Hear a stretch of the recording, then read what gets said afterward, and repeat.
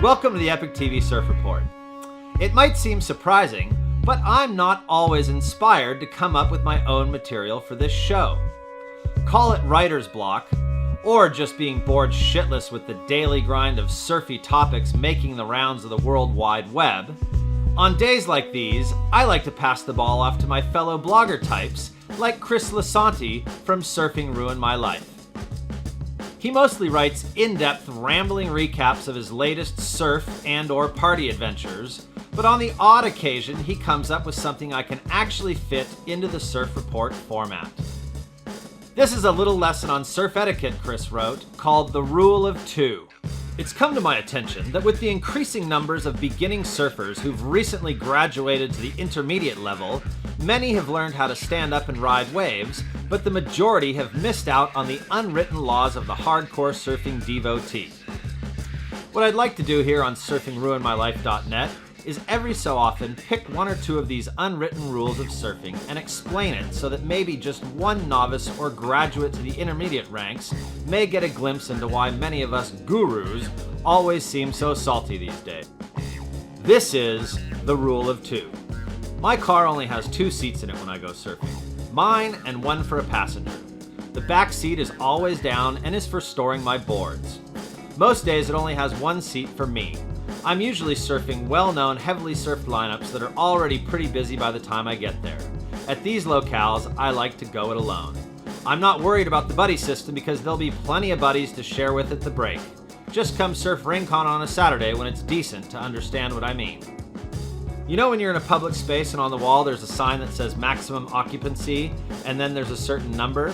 Those signs are put up to inform users that if the number is exceeded, it can be really dangerous. At surf spots, there are no such signs. Contrary to popular belief, these spots do have a maximum occupancy, which is defined by the number of people that can logically catch and ride waves for the conditions and size of the break. When one checks a spot, besides just considering the surf, one must also consider the crowd. I always ask myself when checking a spot, is there room for me? The best way to answer that question is to see how many waves go unridden in the time you're watching it. I know if I see one wave go by that no one's on, then there's room for me out there. On the other hand, if I see 6 guys fighting for every wave coming in, then I know I should go someplace else. If I bring a friend with me, I'd need to see 2 waves go unridden. If I bring 3 friends, then 3 waves, and so on and so forth. For this reason, I usually go surf alone. Not everyone's a social recluse though, so I'll allow bringing a buddy along. When I do roll with more than one person, I try to go to spots that I know are going to be less crowded. Never bring a crew to a somewhat secret spot or localized spot.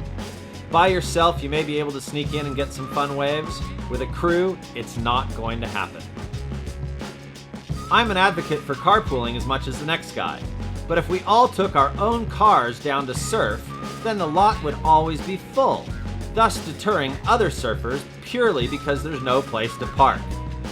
Next time you decide to go for a surf and have an itch to call all your buddies and load up your Nissan Pathfinder, maybe think again and just call your one bud who owns a Honda Civic and roll with him.